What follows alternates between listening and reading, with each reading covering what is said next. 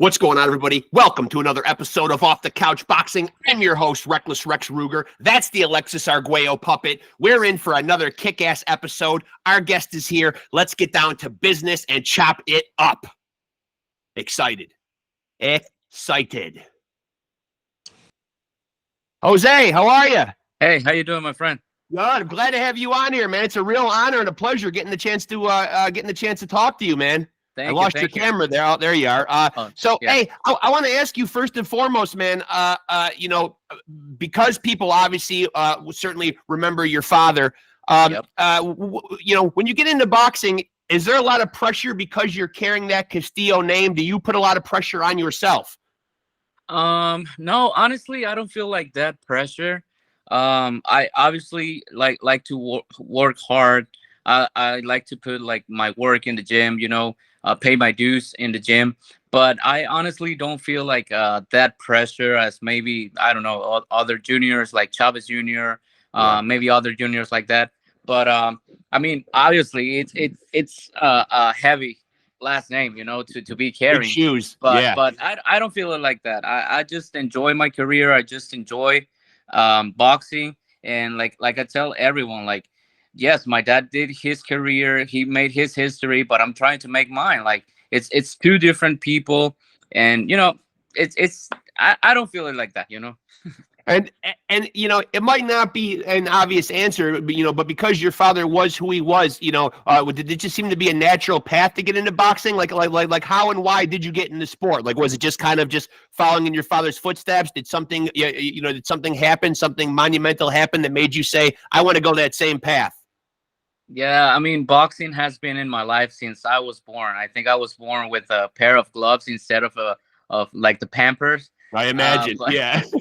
Yeah, but yeah, in my family, my dad, he was super strict with us. I have 5 little siblings, but he always made it clear, like, we could make like anything that we wanted, but not boxing. Until I was like a little bit older, 17, 16, I started like going to the gym, to the boxing gym, like to train properly. It was a little bit late for me, you can say, but it was because it was so strict with my dad. Like, he didn't wanted us to fight.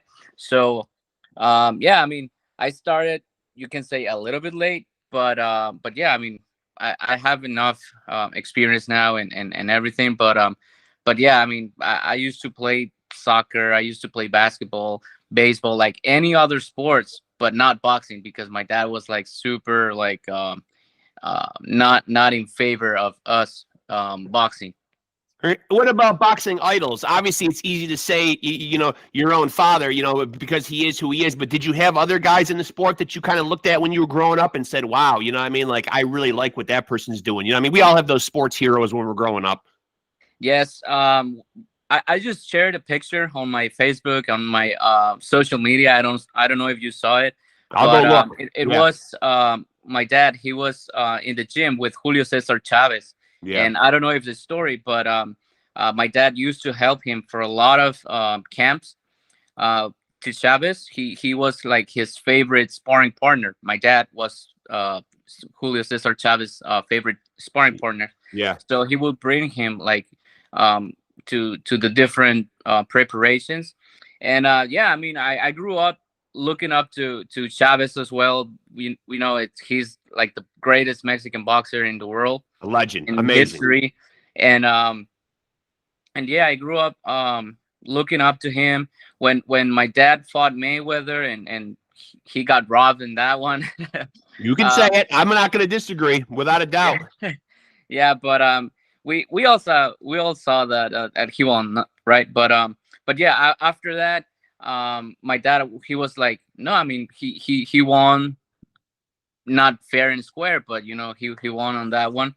But I started looking up to Mayweather as well, because even if he won that fight, he did a great career. He is one of the best in the world, in the history. Also, I'm not going to say like he's the greatest of all time, as he said he is, but yeah, Chavez, Mayweather, when Lomachenko was coming like to the pros, I used to look a lot up about his fights, and yeah, I had some um, good boxers that I think that I was like looking forward to like learn from them, you know.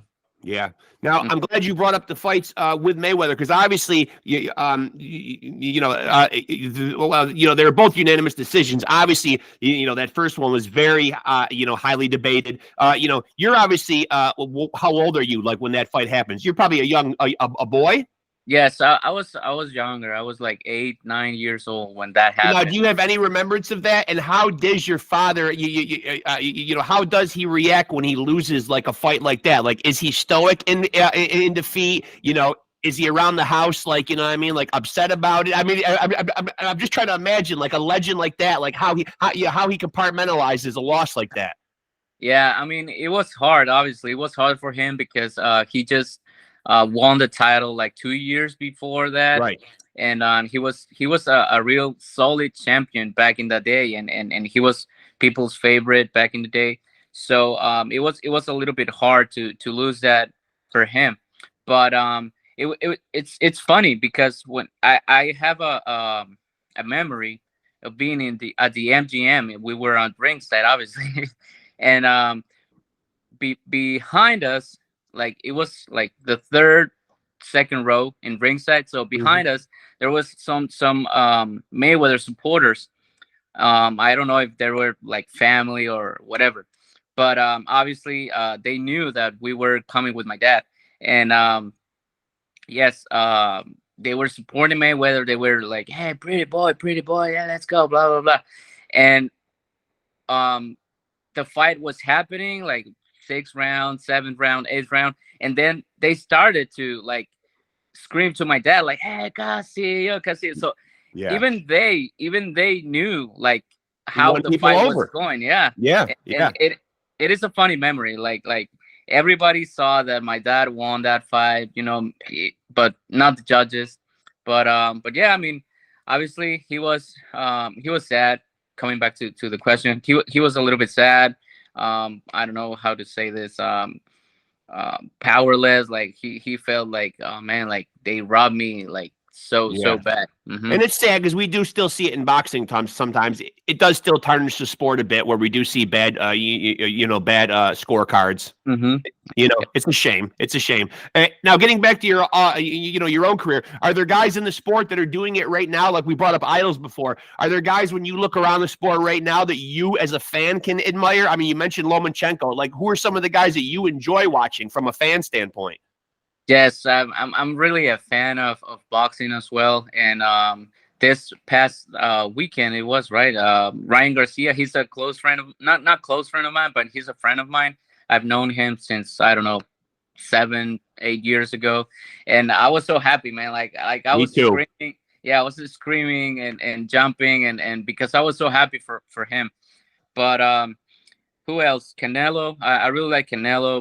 A lot of people hate him, but he's doing great things in boxing. Who else? I used to spar because now I'm in Boston, but I used to spar Vaquero Navarrete, Emmanuel Navarrete. He's Yep. a great champion. I don't know how he do it because he doesn't like do any like strength and conditioning. Like he just go It and looks like he run. doesn't. It looks like he doesn't do anything correct. I know Uh it's huh. I amazing. Yeah, I know it's crazy, He's but just all long arms coming at you. it's like an octopus. Like you don't Yeah. see where the punches are coming from. And but yeah, I look forward. I look up to him. He's a great champion. He's a great guy. I'm telling you, I used to help him for two preparations as well.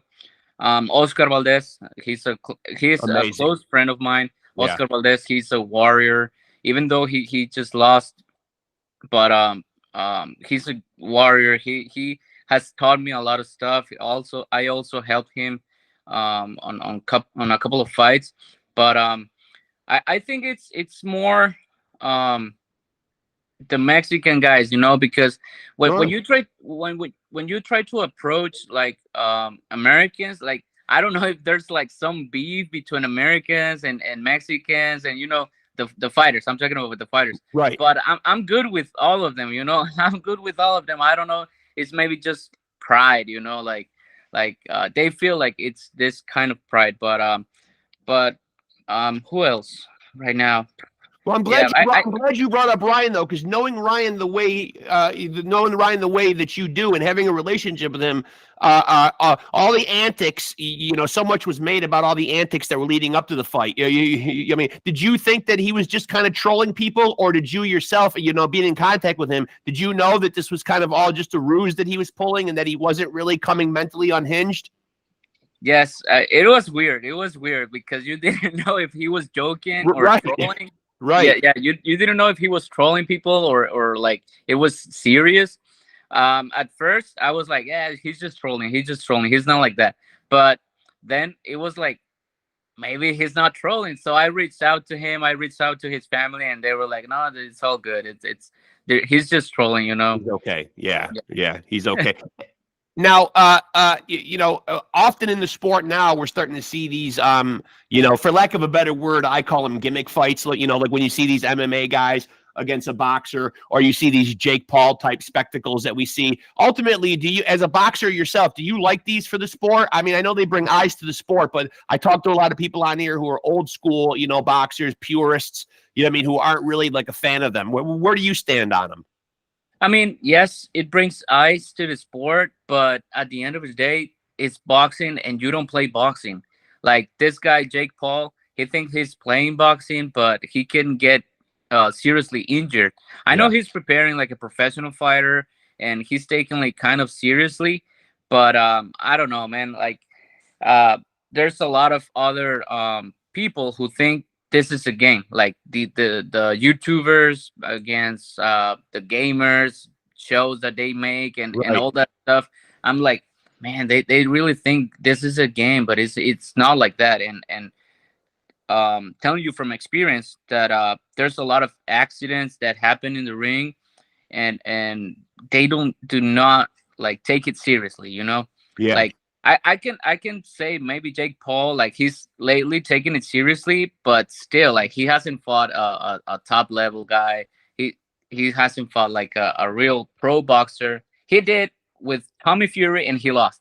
And Tommy Fury is not like the greatest boxer, Not the greatest guy he could dig up, right? Exactly. Yeah, absolutely. But yeah, I mean, it's. Is it an insult? Is it kind of insultive, as a guy who's climbing the ranks like yourself, or these other guys who are scratching and clawing to break into the top 20, the top 15, the top 10, and scratching and clawing for a payday, to have a guy like that come along and he's making the huge money, and he just kind of more or less just stepped into the sport out of nowhere? Yes, it's kind of an insult, honestly, and Seems like it would leave a bad taste in people's mouths. You know what I mean? Yes. Like guys that have been doing it since 5, 6 years old, been in the gym their whole life, just wanting, just a great payday. Even just one. Yeah, exactly, and I think it's because there's a lot of like I don't know how to say this, like mafia in the boxing world, like it's all about the money as well, and obviously Jake Paul is bringing a lot of eyes, is bringing a lot of money into this shows. So obviously, I don't know, some organisms like I'm not gonna say any like the 4 different organisms that rule the boxing. So some of them get a cut, and that's why they put him like in the top 30, top 20. And yes, it is kind of an insult because you have been preparing for all your life, you have been taking it seriously, and then a guy out of nowhere, just because he has 1 million or 2 million subscribers in YouTube, he's doing better than you and thinks this is a game. Like, yeah, it's kind of it's kind of fucked up that he like comes out of nowhere, and then he's ranked like that, and you have 30 fights, you have 20 fights, and you are not even in the top 50. Now, I would be remiss if I didn't have you on here and at least get one prediction from you. You mentioned you're a Canelo fan. How will Canelo and Munguia shake out on Saturday? I think it's gonna be a good fight. I have Canelo winning, but don't you cannot like take it away from Munguia. He's young. He's super strong. The only thing that I see with Munguia is that he doesn't have any Yeah. defense at all. He receives a lot of punches. Yes, he throws punches in bunches, and he's strong and he has a lot of stamina. But where Canelo connects him, like gets him with one hook with the right hand, I think he's gonna get dropped, and that's when Canelo might take advantage of it, that he got Munguia in a bad shape. But Is it a smart idea that Oscar seems like he got Canelo riled up a little bit at the press conference and got under his skin? Does that bode well for Munguia? Does that take Canelo out of his out of his element a little bit, or does that give fuel to Canelo? I mean, at the end of the night, it's Munguia who's going to be stepping in, not Oscar de la Hoya. I know, poor kid. Yeah. But I guess I think like Oscar was trying to get under Canelo's skin. Yeah. And he kind of did. But Canelo has been there for years. He knows like what it is to be like with a how do you say this a talker, like he did with Mayweather. Like Mayweather was doing his show talking shit, and so he knows what's going on, and I don't think it will affect him come fight night. As a Castillo, obviously, we talked about legacy at the top of the interview. So much is made on social media about, obviously Canelo has punched his own ticket. He could walk away from the sport. He's cemented himself a fantastic legacy.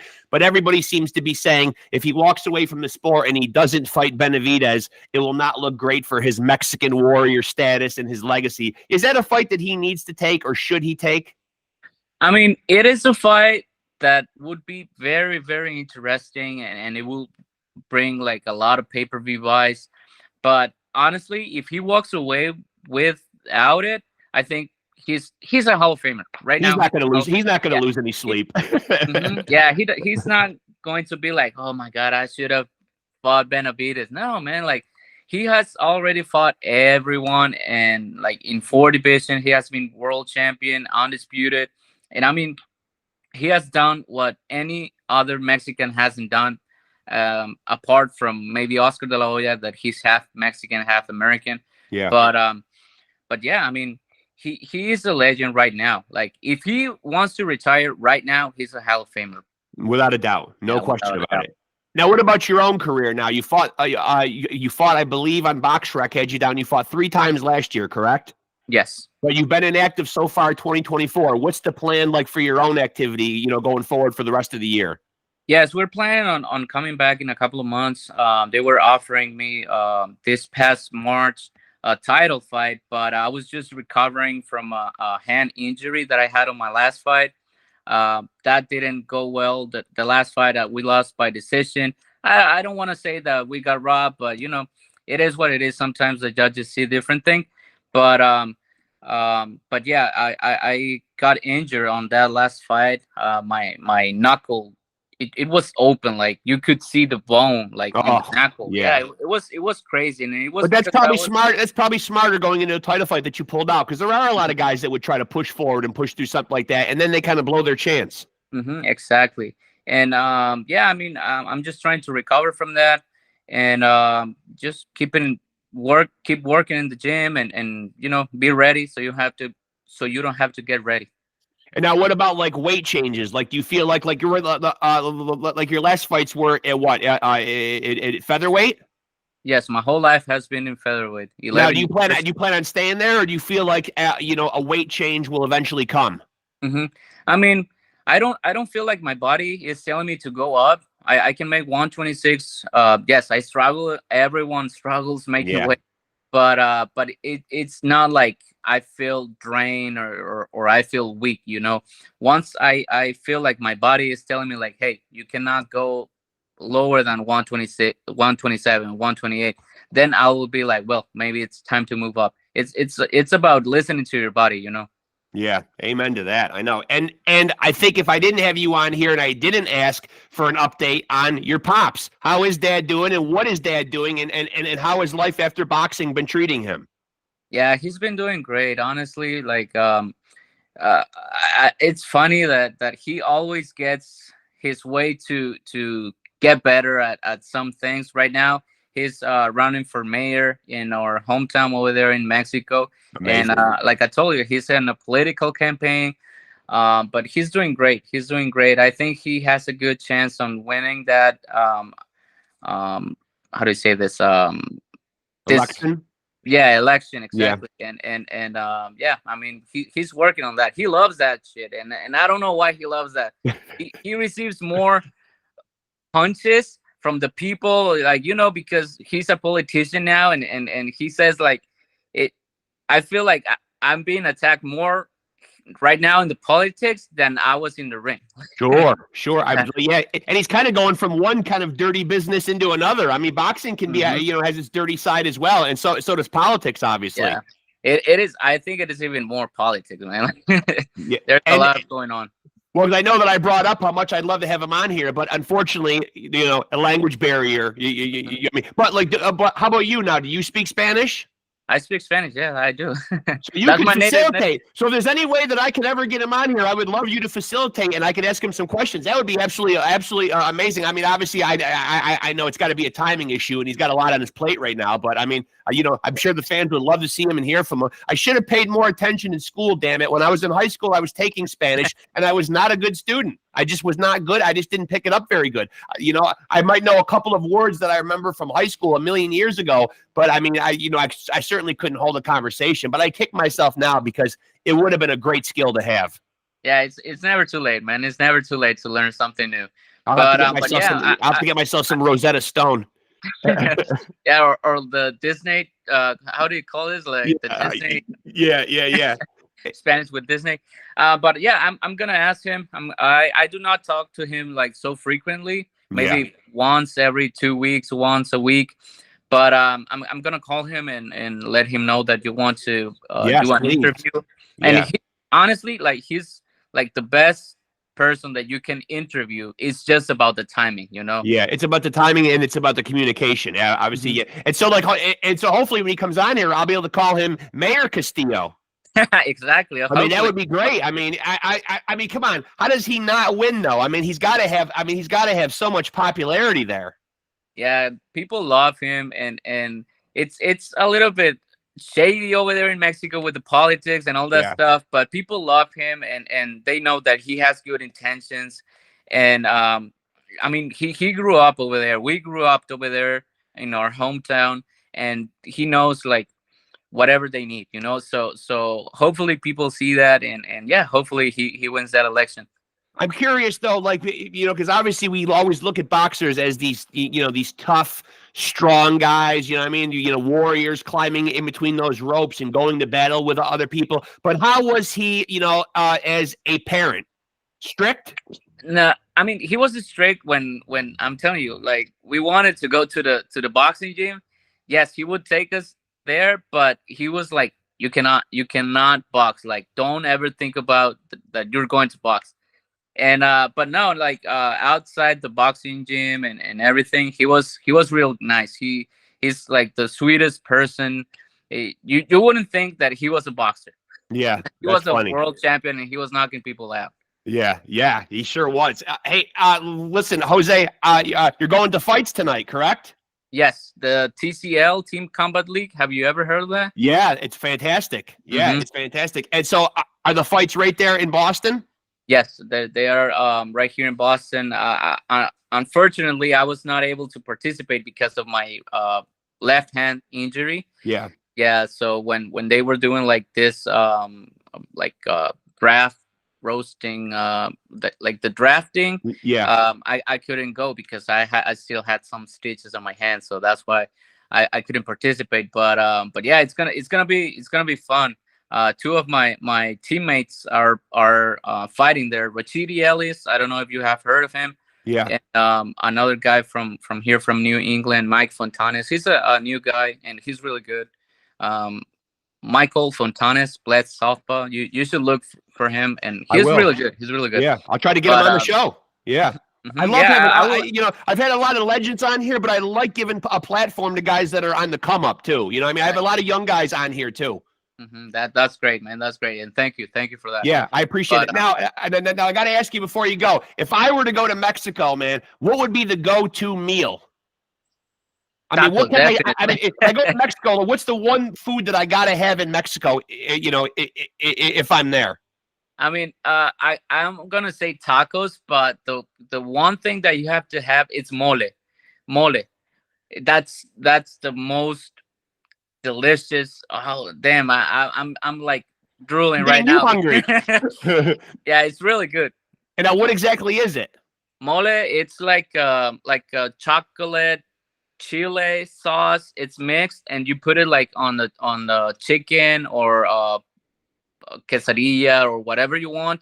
But the mole in itself, it's like the sauce. So that's what makes like any dish that you would like, meat, chicken, rice, whatever you want it with. Makes it The all better. makes it all better. Yeah. But usually people have it with chicken. So Now, anytime is you that the one thing? And now, when your dad was cutting weight, is that the one thing he had to avoid the most? mole, no, I think it was some other like filled no how do you call this, filled like chiles. He loved the stuffed chiles. Okay. Yeah, And yeah. then he's got to lay. And then when he's in camp, he's got to lay off of them. Yeah, yeah. He loved to eat, and I think he missed a couple of weights. But my dad, he's a character, man. He's great, man. He's one of the best, and I see the apple doesn't fall far from the tree, man, because you're a great young guy too, man. I wish you all the success. I'm so glad we got a chance to do this. I really appreciate it, and I do hope you'll stay in touch. I'd love to have you back on again, and have Pops on too. Thank you, brother. Thank you for having me off the couch, Yeah, boxing, and no, I appreciate it. Anytime you want, you just let me know, and yes, I will talk to my dad and let him know that I you would appreciate like that. to talk to I him. appreciate that, and please give him my best. I appreciate it so much, man. Enjoy the fights tonight, man. It's been great talking to you. Thank you. Have a great day. You too, brother. Thank you. Appreciate you. There he goes, folks. The son of a legend, carving out his own legacy right there. That is Jose Luis Castillo Jr. You may remember Pops getting robbed in the fight against Floyd Mayweather Jr. Say what you want in the comment section, but Jose Luis Castillo won that first fight. Both fights ended in unanimous decisions. The first one, of course, very hotly debated, a very polarizing decision, but that is Jose Luis Castillo Jr. carving out, or I should say carrying on, the Castillo legacy. 27-4, 20 knockouts, fighting at featherweight, man. And just a great young guy, man. Such a pleasure to have him on. Thank you so much. And hopefully, folks, and stay tapped in, hopefully he will be facilitating an interview. And of course, I need help with this because Jose Luis Castillo Sr. only speaks Espanol. So that is a problem for yours truly. But Jose Luis Castillo Jr. can certainly help. We could certainly get him on here. As you heard right now, he's got political aspirations, running for mayor in their hometown. So, but God willing, we will get Jose Luis Castillo Sr. on very, very soon in the near future. But thank you so much to Jose Luis Castillo Jr. That meant a lot having him on, man. I hope you guys enjoyed that episode. Make sure to like and follow us on Facebook. I know Alexis Arguello enjoyed the hell out of that interview. Beyond words. I mean, look at him. He's speechless, but when is he not? So anyway, thank you so much to Jose Luis Castillo. Make sure to like and follow us on Facebook. Make sure to like, subscribe, and hit the notification bell on this channel. Stay tapped into the best boxing conversations anywhere on planet Earth and maybe beyond. I don't know. But as always, let me quote our great American poet, Gary Busey, who, when asked about his level of toughness, once said, "I can go 15 seconds with anything." And on that note, I will remind all of you folks that if you want to be a champion, you got to roll with the champs.